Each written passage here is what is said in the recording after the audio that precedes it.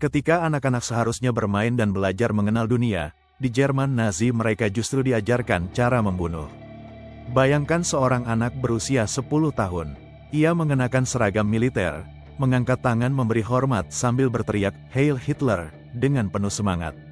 Bukan main-main, ia tak sedang meniru permainan perang. Ia sedang menjalani pelatihan untuk menjadi bagian dari mesin kekuasaan paling mematikan dalam sejarah modern, Hitlerjugend, atau yang kita kenal sebagai Hitlerjud. Di bawah bayang-bayang rezim Adolf Hitler, pendidikan bukan lagi soal moral, ilmu pengetahuan, atau masa depan. Pendidikan berubah menjadi alat doktrinasi, dan anak-anak menjadi target utamanya. Dalam bayang-bayang Adolf Hitler, generasi masa depan bukan dipersiapkan untuk damai, melainkan untuk mempertahankan kekuasaan lewat darah dan besi.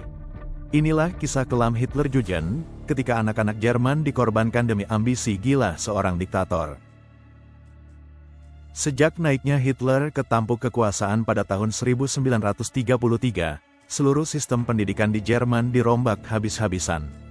Bukan untuk meningkatkan kualitas, tapi untuk mencetak generasi baru yang fanatik, loyal tanpa syarat, dan siap mati demi Führer mereka.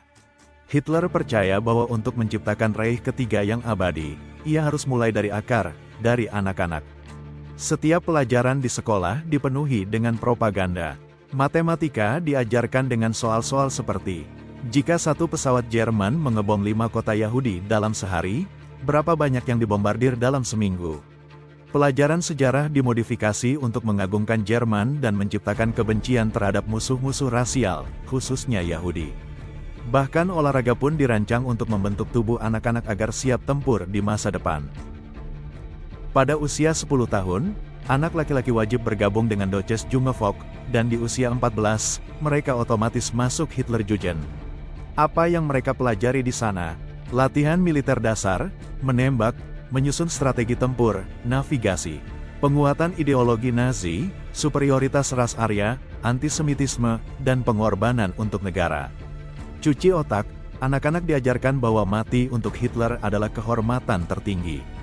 Bagi anak perempuan, ada Bundeutzer Madel, organisasi yang bertujuan membentuk mereka sebagai ibu-ibu Arya ideal.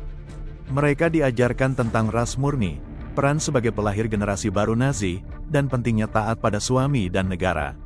Setiap gadis diajarkan bahwa tugas tertinggi mereka adalah menjadi wadah genetik bagi masa depan Jerman. Di usia 16 tahun, banyak dari mereka sudah didorong untuk hamil oleh tentara SS dalam program yang disebut Lebensborn. Tujuannya, melahirkan sebanyak mungkin anak Arya untuk memperkuat Reich ketiga. Anak-anak bukan hanya dicekoki ideologi. Mereka dilatih untuk menjadi pengawas, bahkan mata-mata.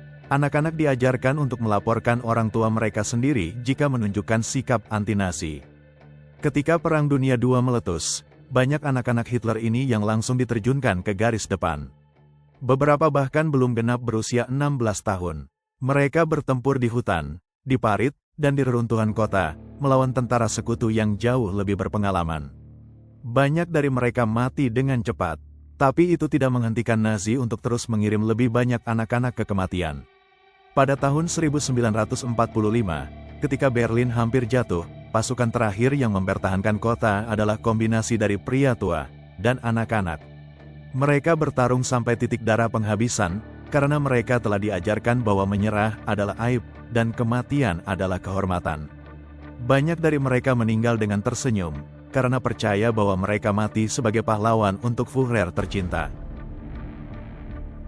Ketika perang berakhir, dunia menyaksikan kerusakan yang ditinggalkan ideologi Hitler, bukan hanya secara fisik, tapi juga mental.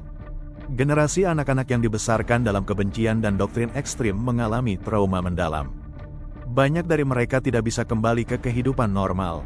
Mereka kehilangan keluarga, tidak tahu bagaimana mencintai, atau bahkan berpikir untuk diri sendiri. Beberapa menjadi radikal, sementara yang lain menghabiskan hidupnya dalam rasa bersalah. Di pengadilan Nuremberg, doktrinasi terhadap anak-anak menjadi bukti betapa jahat dan sistematisnya kebijakan Nazi. Dunia tercengang, bukan hanya oleh kekejaman perang, tetapi oleh betapa mudanya para pelakunya. Setelah kekalahan Jerman, ribuan anggota Hitlerjugend tertangkap. Banyak yang masih di bawah umur. Mereka ditanyai, "Mengapa kau bertarung?" Dan jawaban mereka selalu sama, Karena itulah yang diajarkan padaku sejak kecil. Trauma anak-anak ini bertahan seumur hidup. Mereka tidak bisa kembali menjadi anak-anak biasa.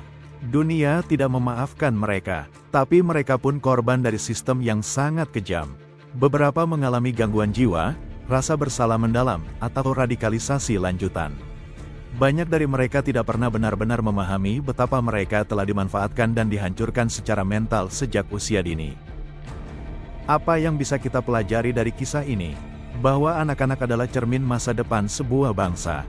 Jika cermin itu dihancurkan dan dicoreng oleh kekuasaan, maka bayangan yang muncul adalah kegelapan. Nazi bukan hanya membunuh jutaan orang, mereka juga membunuh masa depan bangsa mereka sendiri dengan meracuni pikiran anak-anak. Mereka tidak hanya membangun kamp konsentrasi, mereka membangun sistem pendidikan yang dirancang untuk memusnahkan belas kasih, nalar, dan kemanusiaan sejak dini. Dan itu adalah kejahatan yang lebih sunyi, tapi sama mematikannya. Ironisnya, tak banyak museum yang menceritakan tentang Hitlerjugend secara lengkap. Topik ini dianggap terlalu sensitif. Tapi justru karena itu, ia harus diungkap. Dalam sejarah modern, praktik mencuci otak anak-anak ini diulang di banyak negara. Di Kamboja oleh Khmer Merah, di Korea Utara lewat sekolah militer anak, di Uganda oleh milisi bersenjata, dan bahkan di beberapa kelompok ekstremis modern. Kisah Hitlerjugend bukan sekadar catatan masa lalu. Ia adalah peringatan keras tentang bagaimana kekuasaan bisa memanipulasi masa depan, dengan cara paling keji, merampas masa kecil. Di balik seragam rapi, lagu kebangsaan, dan lambang swastika, tersembunyi trauma, ketakutan, dan luka yang tak sembuh sampai tua. Anak-anak yang seharusnya bermain bola, justru disuruh menembak. Mereka yang seharusnya belajar puisi dan seni, malah diajari cara mengenali musuh negara. Dan semua itu dilakukan bukan oleh teroris, tapi oleh negara sendiri. Anak-anak Hitler bukan hanya korban propaganda. Mereka adalah produk dari sistem jahat yang tak mengenal belas kasih. Dan dunia yang membiarkan sejarah ini dilupakan, berisiko mengulangnya. Di Kibe Media, kami percaya bahwa cerita kelam seperti ini bukan untuk menakut-nakuti, tapi untuk membuka mata, agar masa depan tidak dibangun dari trauma yang sama. Agar kita tidak tinggal diam saat anak-anak dijadikan pion kekuasaan. Jangan pernah lupakan, bukan hanya bom yang menghancurkan dunia, tapi kebencian yang ditanam sejak kecil. Ketika anak-anak diajarkan untuk membenci, kita semua yang akan menderita akibatnya. Jika kamu merasa video ini membuka mata dan pikiranmu, bantu sebarkan. Karena kebenaran tidak akan bertahan, jika tidak ada yang berani menyuarakannya.